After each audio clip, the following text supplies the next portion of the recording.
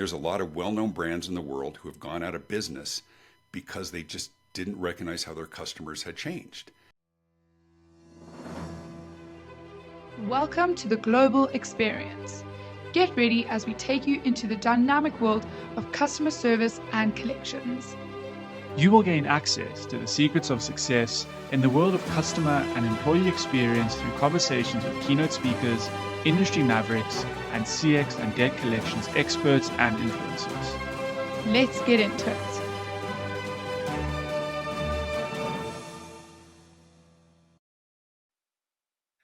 Welcome back to the Global Experience Studio. In our studio today, we have the president of the Customer Experience Advantage, based in Denver, Colorado, in the US. David is a global keynote speaker, consultant, and author of 5 books on marketing and customer experience. He travels the world helping organizations and entrepreneurs become ridiculously easy to do business with. Welcome, David Avrin. How are you doing? I'm doing great. Thanks for having me on the show. Cool. Well, we are so honored to have you on our show with us. So, David, something we like to do before we kickstart our episode is we obviously know you travel a lot to speak at events globally. So we want to know and we want to provide our listeners a better understanding of where you are in the world currently. So if you could provide us where you are based on country, the time, and temperature you're experiencing, That would be great. We can start. Sure. Yeah. No, you go ahead, please. No, that's fine. So we are currently in our Johannesburg office, and the temperature is around 27 degrees, and it is currently almost 10 past 6 in the afternoon. And that is 27 degrees Celsius. Celsius, yes. Yes. Yeah, I'll do the math because of course America has to do it differently from everyone else. Doesn't make sense.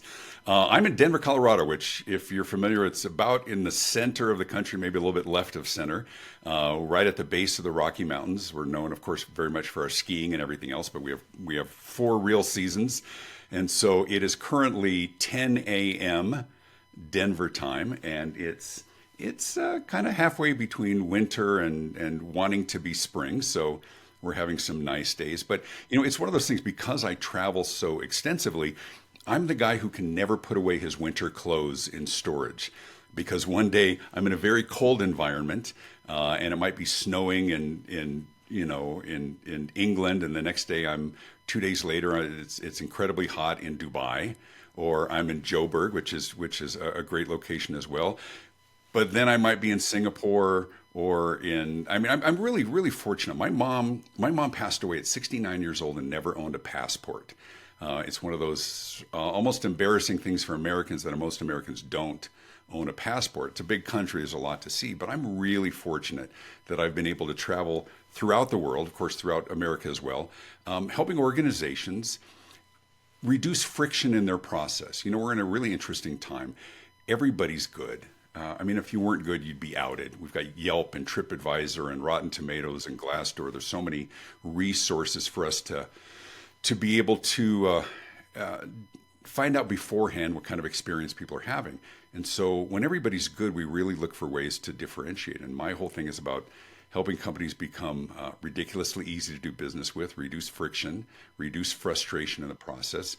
And with so much changing, there's no shortage of things to talk about.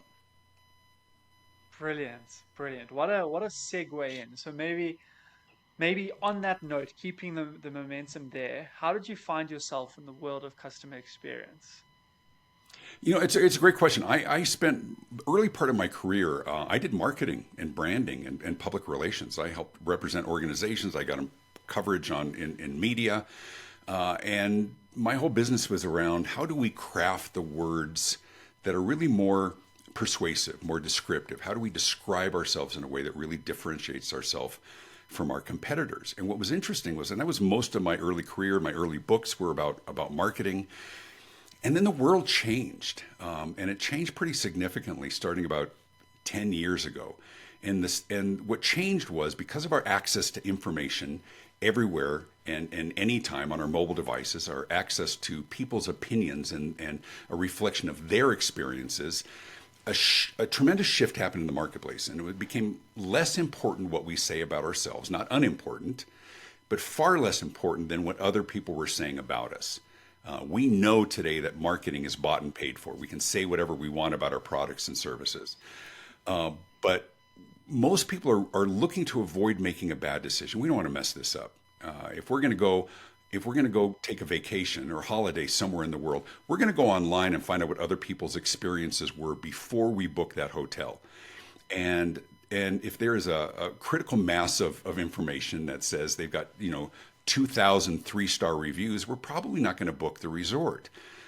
We understand when there's a couple of negative reviews, but we look for the preponderance of the evidence. It makes a safe choice for us. What were the experience that other people had?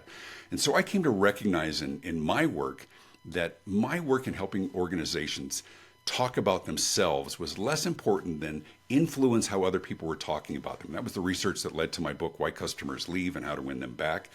And so I made a wholesale shift in my business. And all I talk about today is customer experience. And to be clear, I don't talk about customer service. I think we know how to be nice to people. There's enough people who have been talking about it, but the experience is different. The experience is less about what we deliver, it's what others are receiving. And it's not just their thought and their memory at the end of the experience. It's every step along the way. And they ask themselves the question, was this easy? Was it complicated? Was it frustrating? Was it intuitive? Was it, when I talk to organizational leaders, and I ask them all the time, what do you think your real differentiator is? It's always some version of this.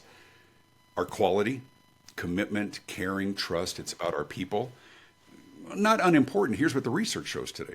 Customers are prioritizing speed of response, speed of answers, speed of access, flexibility, accommodation for unique circumstances, and convenience. Convenience is a primary driver today. Speed is a primary driver. It's not that quality is unimportant. Quality is assumed. You better be good. I was keynoting a conference, and the CEO was on right before me, and he was doing the big rah-rah speech, and he says, and remember, at the end of the day, it's about quality. We will win on quality, and everybody's cheering. And I thought to myself, I could not disagree more. At the end of the day, it's not about quality. At the beginning of the day, it's about quality. You better be good. You better be good, or the marketplace will figure it out. But at the end of the day, it's about competitive advantage. It's not what do you do well, what do you do better than others who do it well? And today, I firmly believe that us being easy to work with, helping our customers, our clients get what they need quickly, help them avoid frustration, avoiding scripted empathy at the cost of actually solving a problem. Oh, I understand, Mr. Avrin, how frustrating that must be. I don't read the script. So here's what I need. I need to be able to, yes, Mr. Avrin. I said, no, don't read the script. Like have a conversation, solve my problems. And the organizations that are good at that, and they're getting better all the time, are recognizing that our expectations are changing for access and speed and flexibility and convenience. And so there's a long answer to the short question. I did marketing and branding. Now it's all about helping organizations create very happy customers and great customer experiences so that they share them and they become a safer choice in the marketplace. So, okay, I want to go back to something that you said a little bit earlier about customer service, customer experience. They're not the same thing. Sure. Many Yeah, organizations see them as one and the same. absolutely. So what is the key differentiator between customer experience, customer service? Because one can argue that customer service creates the customer experience because that's what they're receiving from Sure. like a cause reaction effect. So how do you differentiate that? Well, I think the best way to differentiate is, and I don't diminish the importance of great customer service. I think it's really important. But there was an interesting study that said that 63% of people prefer a convenient experience over a friendly one. And that doesn't suggest that we don't want I'm fine with a friendly experience. I don't really care. Don't give me an angry customer experience, but don't waste my time and be friendly about it. Right? That customer service is friendly, but my experience is, you're very friendly, you're very sweet, thank you. Why did I have to wait an extra 20 minutes to talk to a person or whatever that might be? Here's the best distinction between the two. And I think we look at financial services as an industry, banking in particular. So when you talk to somebody in banking, and for the last 50 years, and you ask them, what's your competitive advantage? They all say the exact same thing. It's this: It's the relationship. We know our customers by name. I say, okay, what happens when 99% of your transactions don't involve a real person? So I'll go speak at an event. They'll give me a check or how they pay me. I'll sign it and take a picture of it in the back of the Uber, deposit it in my account. There was no customer service. I never talked to a person, but I absolutely had an experience, didn't I? Was it easy? Was it simple? Was it intuitive? Could I do it biometrically? We're seeing, and there's three categories, right? The CX is the customer experience. The UX is the user experience, right? Still an experience, but we're just doing it digitally. And then, of course, the employee experience as well. And those companies who provide a great employee experience also have a great culture of service. And Newton's one of those. I mean, the amount of time and effort that you spend and intentionality on the employee experience, it fosters great retention, it fosters great service, but none of that is meaningful without simplified processes as well. Who are we frustrating in that whole continuum? And Newton does a great job with that. But for me, customer experience is separate and distinct from the customer service. The customer service is what we deliver. The customer experience is what they experience. And you can have a great product and a great service and a great internal process. And there's at one point that makes them really frustrated, and it affects the whole thing. I mean, we see organizations, right? You get somebody to your website. I mean, from a marketing perspective, that's the holy grail. They got them to the website, and there's no phone number. I mean, you ever go to a website and you have a simple question? There is no phone number. Like, they made a conscious decision. We will not let our customers call us. I mean, there's an arrogance around that's crazy. So you got them there, and then you frustrated them. It's like, so my job, and of course, when I speak, I'm not a motivational speaker. I'm a business speaker. My presentation is very entertaining, and I use a lot of humor, but I use that strategically to temper a tough message. Tough message is, what does it take to compete and win today in a marketplace where everybody's good, or at least good enough? And sometimes good enough at a better price point is a better choice for some. So I see the customer experience. I see the efficiency. I see the speed. I see all of those aspects, the simplicity, as vital for an organization who wants to create an army of happy customers and clients. Yeah. And David, I love how you said, it's all about convenience. I think we can all attest to that. You can't put a price on Sure. convenience, as we all say, and we say it for a reason. So you can be as friendly as you want, but if you don't solve the issue in a convenient manner, we're going to get nowhere, and I'm not going to be happy. Yeah. Thank you um, for being nice, but we didn't solve my yeah. problem. Yeah, thank you for being nice, but we got nowhere. So you mentioned that you really do focus on making your speeches and your keynote speeches quite fun and humorous and light. I'm actually very curious to what ignited your passion for keynote speaking. When did you realize that you had a passion to stand up in front of a whole audience of people and share what you've learned and your knowledge? Yeah. My wife would say it's just because I talk all the time and I found a way to actually monetize it. But you know what? I think I'm a teacher at heart. I mean, some of it came from the fact I worked so long in the agency side, working with clients, corporate and others as well. And there was just sort of this building frustration with, I could do everything that I'm supposed to do. I could create great publicity and awareness for an organization, and then they're frustrating their customers. I had no control over that part. I can bring people. I told clients, I said, like, there was one had a restaurant. I said, I can bring you one customer one time, and then I can bring you another customer one time. But then it's up to you to deliver at a high level. And I would see organizations who are so focused on rigid policies and predictability and making sure their people did things exactly, that there was no flexibility for customers who needed something different.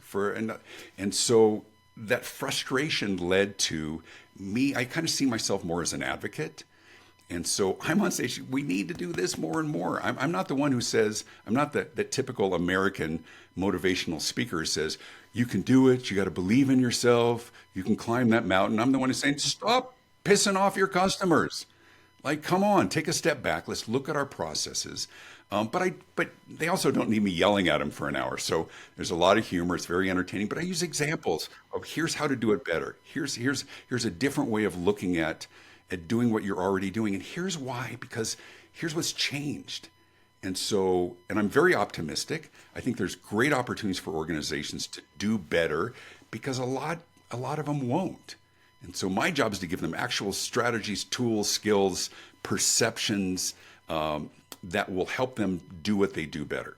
And then everybody's happy.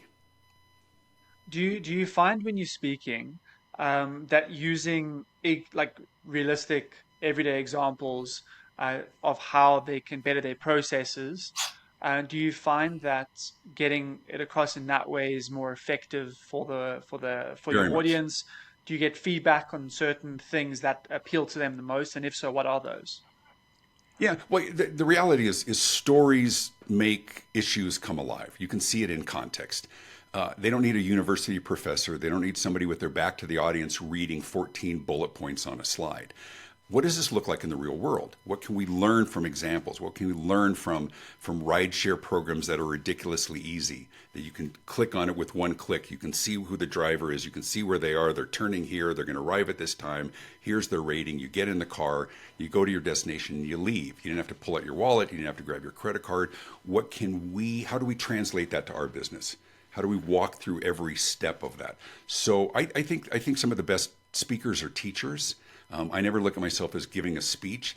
I'm teaching what I know. I'm giving them perspective. My job is to bring an outside perspective. I'm brought in by a lot of corporations who have one particular subject, and I say, here's what we've learned from financial services or hotel industry or manufacturing and others as well, and here's how that applies to your business. And so some of the things are very obvious and easy. Like if you're working with a BPO, your customers need to be able to understand the person on the other end of the phone. That's fairly basic. There's a trade-off that some organizations do, and they'll outsource that to organizations who don't have English as their first language. And yeah, they saved a whole bunch of money, but how many customers did they frustrate? How many customers that they work so hard to get, and now just the communication part is difficult. That's why those kinds of simple things. But then there's things that are a little more complex and things that they wouldn't think about. We're going into a time right now where we have so many different payment mechanisms, yet most organizations will accept one or two. I'm ridiculously easy to pay. If my clients say, do you take Venmo? Do you take Stripe? Can we do it over Zelle? Can we do PayPal? The answer is yes. You're trying to pay me, I'll take yes, because I am Do you take cash? ridiculously Yes. easy to do it. Everything I did, I've always said I don't take crypto, and I regret that now because if I'd taken Bitcoin, I'd probably be wealthy by now. But the whole idea is how do we find a way to say yes more often? Because many of the policies are we just want to be consistent, right? Something very simple. I was leaving a hotel early one morning, and I was heading to a presentation, and I stopped at the desk and I said, I need to do a late checkout today. And they said, we're not doing any late checkouts. We have a conference coming in. I said, well, I can't do it. Long story short, they said, if you can't be out by noon, we're going to charge you for a second day. And I'm like, and I teach this, right? So I said, of course, okay, that's fine. So I just won't check out. So I'll just, if I'm going to pay for a second day, I get to keep it. So I'll just stay in the room. Oh, but now you don't have a room for that conference attendee. Is that the outcome you were looking for? And she's like, hang on a second, right? Comes back, 1 o'clock would be fine. The reality was her manager was lazy, so treat everybody the same. And the pushback I get all the time is, well, if we do it for you, we have to do it for everyone. Here's a little clue for all of your viewers and listeners. No, you don't. You don't have to do anything. It's your business. If somebody needs a special accommodation and you can do it, I don't know, ask the question. I don't know, maybe we can do that. What a great company to work with. You're not necessarily posting it. Oh, now everybody has. No, most people don't want or need a special accommodation. That's what makes doing a little bit extra, listening carefully for that special accommodation for those great clients that solidifies that relationship. But we've tried so hard to standardize. Here's how we do it. Here's our script. That's got to change. It's got to change. Now, the reality is sometimes the answer is no. Right? If you have a vegan restaurant and somebody wants a buffalo burger, sorry, dude, it's a hard no, right? But in most cases, one of the things that we learned from the pandemic is that we got to sort of ask ourselves there's a few questions. I mean, when people are asking for things that we don't do, sometimes we take a step back and go, I don't know, could we do that? Is that maybe a different profit center for organization? Could we potentially expand our business? Is there sufficient volume of that request? But anyway, that's all what I talk about and all the things that I teach is get them think a little bit deeper. How do we become, as I said, ridiculously easy to do business with? And also, just on that, it's also accommodating your business to your customers' need. It's not changing your business completely.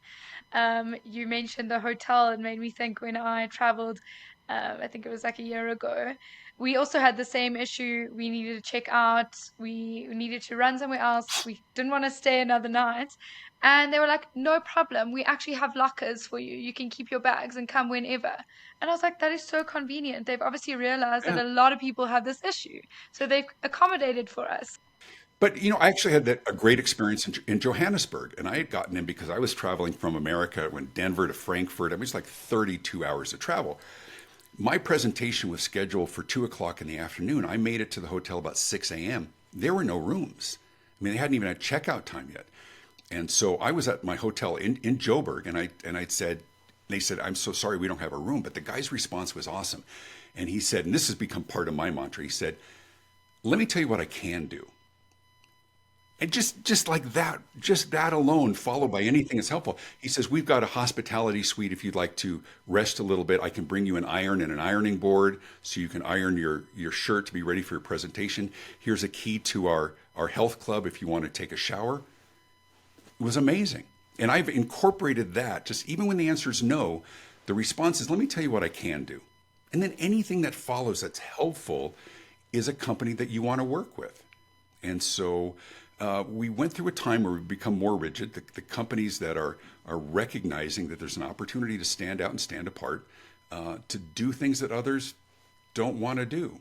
And so, I'm not suggesting anybody does things, has policies or procedures that are unprofitable, but we can certainly be more flexible.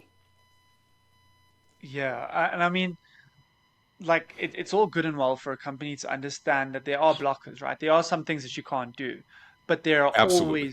there are always other solutions that can follow it that will maybe provide a 1% improvement in experience, but at least there's that effort to show them that they are trying to help you. It's not just a Yeah. flat Why? no, sorry, you deal with your thing, not our problem, which so many businesses Yeah. do, which is quite unfortunate. The problem that we run into is that we get customers, good customers, paying customers or clients who feel like they're talking to a brick wall. And so the organization has spent countless years and dollars and manpower to be great at what they do. And then somebody on the front line is so inflexible that you've lost that customer. We lose customers today. People ask it in my book, why customers leave. And they say, why, there's the easy question. Why do customers leave? Well, they leave because they can. Because we have choices today like we've never had before. If you're at a Disney resort and you want a hamburger, you got to pay their prices because you're in the park. There's nowhere else to go. The rest of us have choices for everything. And so the question is not, are we capable and competent and qualified? The real question today, and this is one I think all your listeners and viewers need to ask, are we preferable within the context of a competitive marketplace? Not what are we good at, but what makes us better than our competitors? And it's got to be something specific. It can't be, at the end of the day, it's about our people. Well, your competitors have people. Stop deluding yourself to think it's because it's your people. It doesn't mean your people are unimportant. You probably have great people, but your customers don't believe that your people were born on a special customer service island and trained in big ninja courtyards of customer service training. And at 21 years old, they were sent off into the world. No, go to the world. And you know what? You're pulling from the same pool as everybody else. They're important, but it's just meaningless claim for your customers. That you have better people. I mean, you have to have great people. Treat them well, train them well. But the real differentiators are, the average in our industry is 3 weeks for this. We're doing it in 4 days, and here's why. The things that we do that others don't, and all on a foundation of great service, but speed, responsiveness, so much new studies and research around the importance of fast response. Response equals respect. And when you send somebody an email and they don't respond, it's like communicating with an astronaut on Mars. It's hard to have a conversation when it takes days for your message to get through and responded to. So anyway, it's a taste of my content, and I tailor it for whatever industry I'm working for, and everything from keynote speeches to half day and full day workshops. But I love what I do. I love helping companies get better. I love seeing the light bulbs go on over their head, and the idea is to help them future proof their business by better understanding the changing wants, needs, expectations, preferences of your customers. I think you had mentioned that, Bryce. I mean, the reality is it's how well do we don't have to change everything that we do, but we have to align how we do and what we sell and how we do it with how our customers want to buy it. And that's the part where I think there's some real opportunities to get better. Yeah, yeah, 100%. And how important do you think it is for CEO buy-in when it comes to customer experience? Because obviously, like when you are Yeah, speaking, I'm sure you do a lot of work with CEOs on customer experience, right? yeah. And Most of what I the work is buy-in, leadership. yeah, Yeah, 100%. And the buy-in and collaboration, at least from our perspective, is critically important from a CEO. It comes from the yeah. top, from like a customer centricity perspective to make it within the DNA of the company. But what are the best ways for collaboration from a CEO to ensure that there is that filtration through to the bottom? Yeah. Well, I think it's more than buy-in. I think it has to be driven by leadership. But what helps with all of that? What is putting it in context?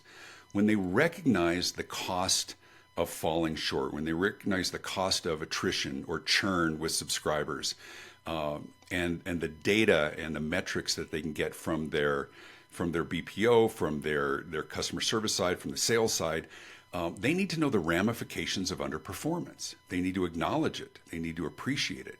And all of this, once again, with the foundation, we're very good at what we do, but here's where I think we need to continually enhance the experience that we provide. That's the primary driver today, is the experience that people have. So I think from the leadership perspective, I think we need to make it very clear that the ramifications of underperformance. There's a lot of well-known brands in the world who have gone out of business because they just didn't recognize how their customers had changed.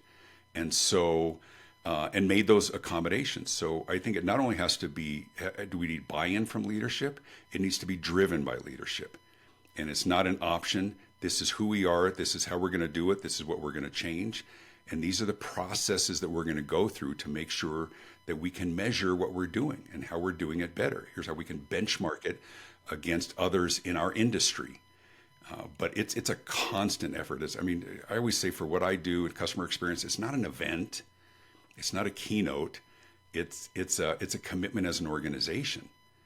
If you want an event, go hire somebody who climbed Mount Everest, and they'll tell you a wonderful story about the importance of picking the right team and preparation and perseverance and celebrating success. And I have great admiration. I've never climbed a mountain. I've never won an Olympic gold medal. I've never overcome cancer. Great, amazing people. But we're talking about ROI within an organization. There better be some real business takeaways and processes, and leadership has to drive that. Yeah. Yeah, it has to come from the top down. You have to set the example from the top. So David, I know you make mention quite often that in order to future-proof your business, you got to be ridiculously easy to do business with. If you had to elevate pitch that to someone, what would you say? I would say that there's no shortage of quality products and services and great companies in the world. The real question is, who do people prefer to buy from? And what are the drivers of those decisions? For a long time, the marketing was the battle for the eyes and ears of consumers, right? It's the best slogans, the best jingles. Today, everybody's good. Today, it's a battle for the hearts and minds. What's preferable? Who do we want to do business with? Because we do business with companies for one reason, because we want to. And your job is to make them want to. I mean, it's our money. We earn it every day. Wherever you go for gas or petrol, wherever you go to eat, the grocery stores that you shop at, the companies where you buy the ink for your printer, we have lots of choices. And who wins? Well, you can say it's price. In some commoditized industry, price is certainly a major driver. You always have to be priced competitively, but we buy because we want to. We like that the feel. I'm speaking for the cotton growers coming up in a couple of weeks. I had a call right before this. I buy that because that's more comfortable than wool for me. But the real opportunities for differentiation is the experience that we provide. And I caution people about dismissing this. It's not touchy feely. It's not about how do we create wow experiences. I'm just not a big believer in wow experience. I don't think most organizations lend themselves to a wow experience. Maybe Apple products, but if you're selling a spring that goes into an electrical part that goes into a battery that goes, I mean, there's no wow in there. You know what the wow is? Wow, that was a really simple process. Wow, I appreciate you getting back to me so quickly. That it was an easy process. It was easy. It was convenient. The speed was great, and so when I talk about future proofing, it's really aligning how you do business with how people want to do business, and don't assume that they're going to want to do business the same way 18 months from now. So it's an ongoing process, but I don't think it's daunting. I think it's inviting. I think it helps us. Who doesn't want to get better? Who doesn't want to earn more revenue? And we do that by not being complacent. Yeah, and I mean, like when you put it into that frame, like obviously, wowing experiences. A lot of people speak about. A lot Mm. of people speak about creating those experiences that are memorable for someone for the rest of their lives, which I think It's has its it's great if you place. can. Yeah, it's Um, great if you can. but I mean, I think on a more everyday basis, that just going through it, an average person going through their average daily life, they'll go back to a place that just makes it easy for them to continue going through things, right? Yeah, Quicker, faster. for everyone, right? A lot of organizations will boast about this really great scenario, and we did this, and we were able to fly them and take their teddy bear, and they left it. We put it on a plane, and there's a great. I love it. Those great stories to tell. That doesn't apply to everybody. You know what applies to everybody? Break down your customer journey or a particular process into 20 something steps. Puts your good people in a room, close the door, order Chinese food, and say, don't walk out of that room until you cut a third of those steps off, right? Nobody, how about this? When you hear this, please listen closely as our menu options have changed. And you're going to hear 9 things that have nothing to do with what you want, right? Nobody wants to stand in line at a buffet if they just need to refill their drink. Help people skip to what they need. Help people get to where they need faster. Shorten processes. Take your 25-page contract that your lawyers have revised and enhanced year after year after year and shrink it down to 3 pages because that's all you need. And I still get contracts from clients for a speaking engagement, and I have to print out the PDF. I have to physically sign it. I have to scan it, upload it, and send it back. It's like, have you not heard of DocuSign? Is there not? I mean, why are we still doing? I go to a doctor's office, and so that the receptionist doesn't have to fill out the information, they give me an electronic device I haven't been trained on to fill. I see, so that your receptionist doesn't have to do the work. Let's give it to the guy who's bleeding from his head. Let's make him do the work instead. It's ridiculous. And as the other thing I tell people, listen, if you're doing things that make life easier for your team, and I understand labor is an issue, but if making things easier for your team requires transferring that work to your customers, rethink that, friends. Not the best solution, right? We always have to find a balance. Anyway, we could do this all day, but there's so many things to be frustrated. But there's also so many great examples of companies that do it well. There's so many great new strategies and technologies. We're in a time of phenomenal convenience. It's a great time to be a customer. It's a tough time to be in business. So we have to sharpen our saw and we have to get better. 100%, 100%. Well, David, we're on to the next kind of segment of our podcast, and that is the fun trivia section. I'm going to hand over to Natalie to test your skills on South Africa. Yeah, we're gonna test on how well you know South Africa. Okay, so do we have like game show thinking music? Okay. We'll definitely Is it try edit A? that in. Is That's a it good A? Is it suggestion. B? All right, I'm gonna probably be embarrassed, but yeah, ask me what I know about South Africa. No, that's no problem. So we've only got three questions for you. We'll have Okay. multiple choice answers, and then at the end we'll see how well you did. Okay. Okay. No Googling. No We'll Googling. watch you. All right. So the first question is, what do you think the most popular sport is in South Africa? Is it A, soccer, B, rugby, or C, cricket? What do you think? Um, I'm thinking, what would they play the Vuvuzuela honking? I think it's rugby. Okay, That's my locked guess. in. Cool. We'll let you know how you did at the end. We'll keep the Yeah. Well, suspense. the look on your faces both told me that it's probably the wrong answer. But go ahead. You were like, No, oh, we give nothing oh, away. We give nothing away. okay. All Um, right. Question two. What do you think is the mean average temperature for South Africa in summer? Is it A, 20 degrees Celsius, which is 68 degrees Fahrenheit? B, Hmm. 15.5 degrees Celsius, which is 59 degrees Fahrenheit? Or option C, 25 degrees Celsius, which is 77 degrees Fahrenheit? What do you think? It's not 37. 25 degrees Celsius is what Fahrenheit? 77 degrees Fahrenheit. 77 degrees. That. I think it's that. I Okay. think it's the hotter Okay, temperature. locked These are in. very random questions, I say. No, it's all right. And I love South And Africa. then, It's one of my favorite places to visit. It's a long yay! two flights. Go ahead. It is. No, no, it is. We know. Cool. And then the last question, question three. Which famous CEO was born in South Africa but now lives in America? Is it That's A, easy. Jeff? You don't even give me Oh the A, B, and no. C. It's Elon Musk. No. Okay.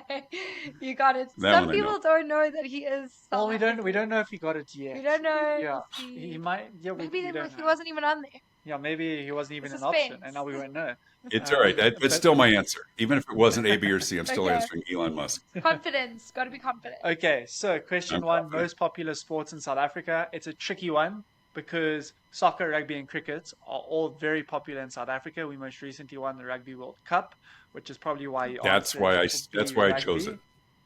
But you got the Vuvuzela right, but that is actually most popular for the most popular sports in South Africa, which is soccer. Soccer A, or yes. football, right? Yeah. Or football. If you're Football. in Yep. the I UK listening to envisioned this, the it's event and I remember the horns, but I picked the wrong one. It's okay. I'm at 50-50 now. What's the next one? okay. Question two, the average temperature in South Africa, you got correct. It is 25 Well degrees done. Celsius, 77 degrees Fahrenheit. Well done. And question three, the famous CEO, which was born in South Africa but now lives in America, is in fact Elon Musk, which was C. The other There two you options were go. Jeff Bezos and Bill Gates. So well done. You got 2 out of 3, but I'd even give you 2.5 out of 3 because you Yeah. got the Vuvuzela right. Right. Because I Yeah, did that one was without the impressive. clues. Yeah. You know Exactly. what? Yeah. Exactly. That was impressive. Well done. And Thank you. then lastly, where we have asked you to Okay. prepare a fun or interesting fact about your country of birth or where you are living at the moment. So, Well, I thought it was like the city of birth. I was actually born in Los Angeles. And, America's massive. So, California is very different than Florida, very different than Michigan or anything else. Interesting thing that most people don't know about Los Angeles is that Los Angeles is almost 3 hours by car from Los Angeles. It's just because it's really crowded. So that's the old joke. If you want to get across town to someone else and say, "Oh yeah, L.A. is 3 hours from L.A." It's a joke. It's a joke that people say I thought because that was a yeah. Like I didn't the fully traffic understand, and then I is guess yes, the traffic the is traffic. so Yes, yes, is yes. so so horrible. Yeah, no, I'm like I said, I'm the nice thing about Denver, where I am, which is just left of center, is that, and it's landlocked in the middle, but because it's most of the population is on the coasts on both sides, is that I can go almost anywhere in the world with one connection. So when I go to South Africa, I can connect through Atlanta or I can connect through Frankfurt. and it's just 2 flights, long flights. But I know people who live in smaller markets and they have to take multiple planes and multiple connections, and we know how challenging travel is today. So it's nice thing about Denver is we have 4 real seasons, and none of them are too severe. And the climate is great, but I can fly anywhere. If I go to Singapore, I can connect in Los Angeles. If I go the other way, I can connect in Frankfurt to Dubai or Mumbai, India, or other places where I travel now. So there's the trivia for that. Yeah, brilliant, brilliant. Well, David, as we kind of wrap this up, really, really appreciate having you on the show. Thank you. Wow, I think all the information, I'm going to have to re-listen to this podcast because I feel like there's so much to gain from it. I'll probably write a book off the back of it. But for everyone else, please, why customers leave, David, go to the David Avrin website. And you'll find everything that you need to kind of know about. Yeah, connect with me. Connect with me on LinkedIn. It's David Avrin everywhere. Some places it's the real David Avrin, but that's a whole different catfish for another day. But yeah. Hey, thanks for having me. I really appreciate it. I hope we have a chance to see each other sometime soon. Always love to travel to South Africa. And a big fan of the work you do with Newton. I think you guys are redefining BPO in a really positive way. Brilliant. Really, really appreciate that, David. And yeah, we'll hopefully chat again soon. Yeah, chat soon. Thank you so much. Bye. Thank you for tuning in. We hope you had as much fun as we did and gained valuable experience insights. Let us know what you think. Connect with us on social media, and don't forget to like and subscribe. Stay inspired, stay customer-centric, and know that the world of customer experience and collections is within your reach, the global experience.